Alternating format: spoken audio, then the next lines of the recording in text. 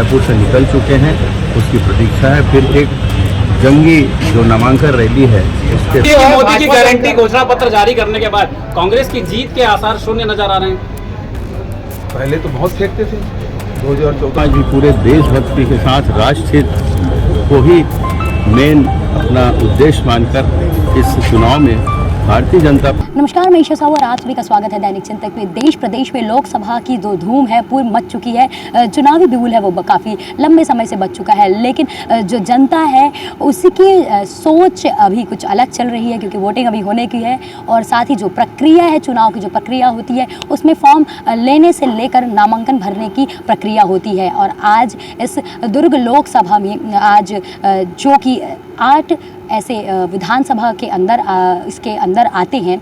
दुर्ग के बीजेपी प्रत्याशी विजय बघेल और साथ ही कांग्रेस के प्रत्याशी राजेंद्र साहू ने आज नामांकन की जो प्रक्रिया है वो पूरी कर ली है। दुर्ग कलेक्टर में आकर बारी बारी पहले विजय बघेल आए, उन्होंने अपनी नामांकन भरी। उसके बाद में राजेंद्र साहू भूपेश बघेल के साथ में यहाँ कलेक्ट्रेट पर पहुँचे थे और अपनी जो नामांकन है उन नामांकन की जो प्रक्रिया है उन्होंने भी पूरी की। और साथ ही आगे आने वाले चुनाव की जो तैयारी है, जो प्रक्रिया है उसमें हिस्सा लिया है। अब एक बात ये हो जाती है कि जो 2 बड़े नेता थे उन्होंने नामांकन की प्रक्रिया कर दी है और साथ ही जो इस कलेक्ट्रेट के पास लगे मानस भवन में बीजेपी के कार्यकर्ता दल बल के साथ में मौजूद हैं।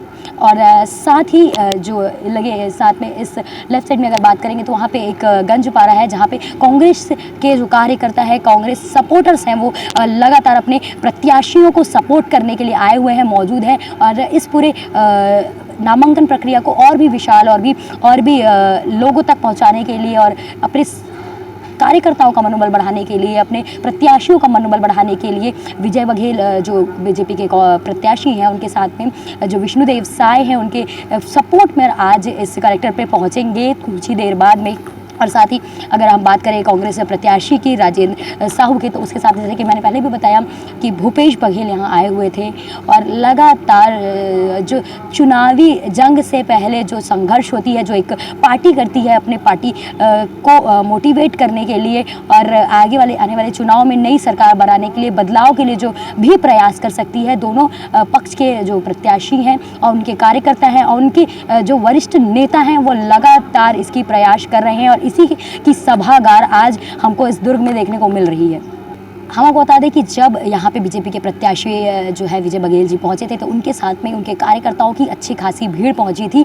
और जो कांग्रेस की अगर बात करें राजेंद्र साहू जी की, तो भीड़ कम देखने को मिली, लेकिन इस आंकड़े से, इस जो संख्या से हम बिल्कुल भी अंदाज़ा नहीं लगा सकते कि कौन जीत कर सामने आएगा, क्योंकि कभी भी सरकार है जो पलट सकती है, जनता है, जनता के पास में अभी भी समय है। और ये जो प्रत्याशी हैं वो जनता तक पहुंचेंगे और अपनी बात रखेंगे, अपने गारंटियों की बात रखेंगे। उसके बाद जनता क्या डिसाइड करेगी ये पूरी चीज़ों को दिखा देगी, बता देगी। इसलिए इस चीज़ों को आंका नहीं जा सकता। पर फिर भी आज जो प्रत्याशी विजय बघेल और साथ ही भूपेश बघेल, राजेंद्र साहू यहाँ पे आज जो पहुँचे थे, क्या कुछ उन्होंने बाइट के जरिए बताया, क्या कुछ जनता तक पहुँचाने की कोशिश की है, उसको देखने के लिए बने रहिए वीडियो में।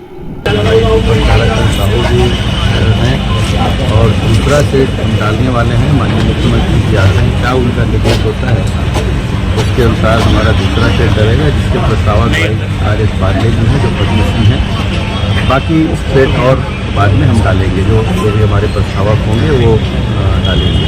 आज मानस भवन एक बड़ा कार्यक्रम भी आप लोगों ने आयोजित किया, आम सभा है और सरोज के साथ कार्यकर्ता दूर दूर से आ रहे हैं, हर विधानसभा से आ रहे हैं। और हमारी यशस्वी मुख्यमंत्री जी का आगमन हो रहा है, वो रायपुर से निकल चुके हैं, उसकी प्रतीक्षा है। फिर एक जंगी जो नामांकन रैली है उसके साथ हम एक आगाज चुनाव का फिर से एक बार करेंगे। शक्ति प्रदर्शन भी कहीं ना कहीं किया जा रहा है। कोई शक्ति प्रदर्शन नहीं होता जी, ये परंपरा है, लोगों का जोश है, खरोश है, और इसे शक्ति प्रदर्शन ना कहा जाए। शक्ति तो दिखेगी जब मतदान केंद्र में लोग जाएंगे और पूरी ऊर्जा के साथ कमल छाप में बटन दबाकर फिर से एक बार माननीय प्रधानमंत्री जी, सबसे हमारे प्रधानमंत्री जी मोदी जी को फिर से एक बार। अच्छा, साहू समाज का जो वोटर है वो आपके पक्ष में कितना रुझान रखता है? लगता है कि साहू समाज के प्रत्याशी साहू जी हैं हमारे साथ, विजय साहू जी हैं, तुलसी जी, सारे हमारे जो और साहू समाज की भावना जब से माननीय ताराचंद साहू जी यहाँ थे और ताराचंद साहू जी ने जो फलक जगाया और इस कांग्रेस के गढ़ को ध्वस्त करने वाले माननीय ताराचंद साहू जी थे। आज उन्हीं के हम लोग शिष्य के रूप में आज उस परंपरा का निर्वहन लगातार कर रहे हैं। मुझे एक बेटे की तरह वो प्रेम करते थे, स्नेह देते थे। आज वही भाव आज भी साहू समाज के लोगों का मेरे प्रति बना हुआ है। मैं भी अपने समाज का मुखिया हूँ, अध्यक्ष हूँ। माननीय ताराचंद साहू जी भी साहू समाज के संरक्षक के रूप में हमेशा काम किए और कभी भी समाज और राजनीति में कंट्रोवर्सी उन्होंने नहीं लाई। ये मूल स्वभाव साहू समाज का है और साहू समाज भी पूरे देशभक्ति के साथ राष्ट्रहित को ही मेन अपना उद्देश्य मानकर इस चुनाव में भारतीय जनता पार्टी के पक्ष में अपना पूरी शक्ति और सामर्थ्य लगा रही है ताकि यशस्वी प्रधानमंत्री नरेंद्र मोदी जी के हाथ में यह देश सुरक्षित रहे। अब जीत का समय बहुत कम है, जीत का क्या डिफरेंस रहेगा पिछले बार की तुलना में? तो जनता जनार्दन के ही ऊपरी मुख से नारे निकल रहे हैं। हमारे जाबाज कार्यकर्ता भाइयों बहनों युवा साथियों के ऊपरी मुख से नारे निकल रहे हैं। इस बार 6 लाख से पार जी और मैं इसमें शामिल हुए। सभी हमारे वरिष्ठ नेतागण इस रैली में शामिल हैं। जिले के सभी हमारे अध्यक्षगण, महापौरगण, पदाधिकारी सभी लोग इसमें शामिल हैं। पाटन से लेकर नवागढ़ तक सभी कार्यकर्ता हमारे यहाँ पहुँचे हैं। ज़बरदस्त उत्साह है कांग्रेस के पक्ष में और मुझे पूरा विश्वास है कि राजेंद्र साहू जी भारी मतों से यहाँ जीते। कांग्रेस को विजय के लिए एक ग्रुप में कितना भरोसा है? पूरा भरोसा है और राजेंद्र साहू जी कार्यकर्ताओं के बीच काम करने वाले व्यक्ति हैं। कार्यकर्ता नीचे से ऊपर उठे हैं और इस कारण से प्रत्येक कार्यकर्ता को लगता है कि ये हम प्रत्याशी हैं और प्रत्येक कार्यकर्ता प्रत्याशी बनकर चुनाव लड़ता है। विजय बघेल जी बोल रहे हैं कि पूर्व सांसद जो ताराचंद साहू उनका चित्र का जो है सपोर्ट मिल रहा है और साहू समाज का जो वोट है उनको पूरा मिलेगा। मतलब उनको भरोसा नहीं रहा खुद ऊपर का, अब उनको खुद पे भरोसा नहीं है। उसे दीपक ताराचंद साहू जी सहारा लेना पड़ रहा है।